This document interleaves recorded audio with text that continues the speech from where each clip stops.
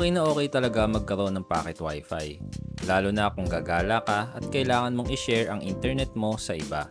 Dahil compared sa hotspot na nakakadrain ng battery, ang pocket wifi ay may sariling battery at hindi kumakain ng masyadong resources sa inyong smartphone. Pero pagdating sa pocket wifi, syempre gusto natin yung maaasahan at pasok sa pangailangan natin yung mga promo. Welcome sa Network Enthusiast PH. At sa ating video ay isi-share ko sa inyo yung aking pocket wifi na masasabi kong subok na at kung bakit pasok ito sa aking mga pangailangan. Disclaimer lang, ang video na ito ay hindi sponsored at ang mga sasabihin ko dito ay base sa paggamit ko ng pocket wifi na ito. Ang model nga pala ng ating pocket wifi ay M022S ng Globe. At matagal ko nang gamit ito, hindi ko na nga lang matandaan kung kailan ko ito nabili.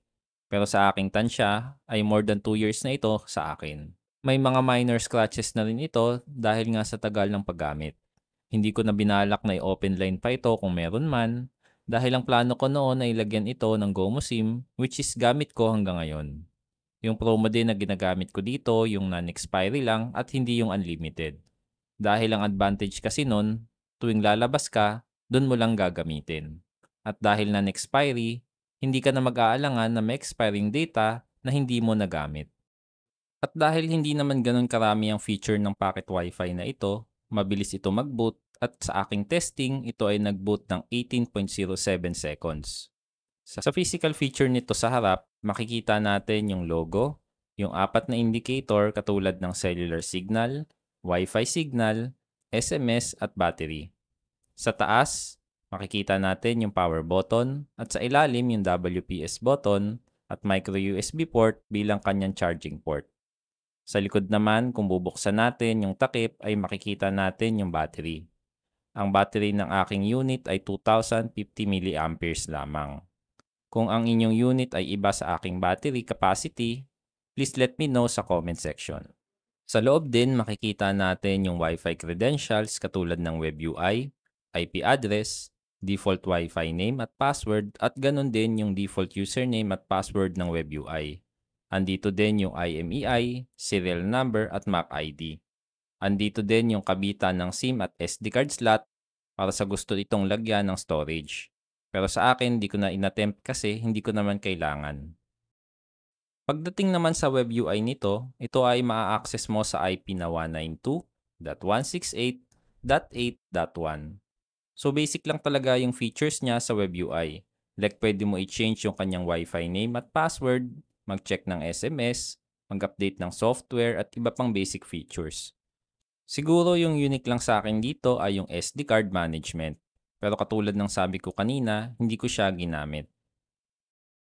Spec-wise, ito ay 2 GHz single band na may 4G LTE lamang. Pagdating sa performance, gamit ang GoMo SIM, ako ay nakakuha ng speed na 12.84 sa download at 2.50 Mbps naman sa upload. Ang test na ito ay ginawa ko ng 12:29 AM. Take note, ang speed na pwede nyong makuha ay maaaring iba dahil na rin sa location nyo from the tower, congestion at iba pang factor. Sa aking paggamit, tumagal naman ito ng 24 hours bago malobat. Ang promo kong laging binibili ay yung 15 gigabytes for 199 pesos lamang para tipid. Pagdating naman sa mga cons, dahil single band lamang siya, hindi nyo mai-enjoy yung mga speed na available lamang sa 5 GHz Wi-Fi band. Also, kung hinahanap nyo ay 5G cellular technology, ay hindi available sa pocket Wi-Fi na ito. At dahil lock siya sa Globe out of the box, so Globe SIM lang at GoMo SIM lang ang halos pwede niyong pagpilian. Sa mga hindi nakakaalam, ang GoMo SIM ay gumagamit ng Globe network kaya okay ito sa mga Globe lock devices.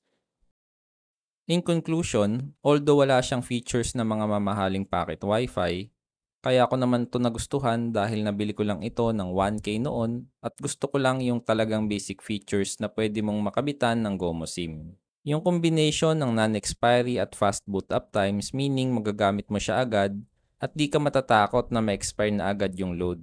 Dahil yung non-expiry promos lang naman yung ginagamit ko.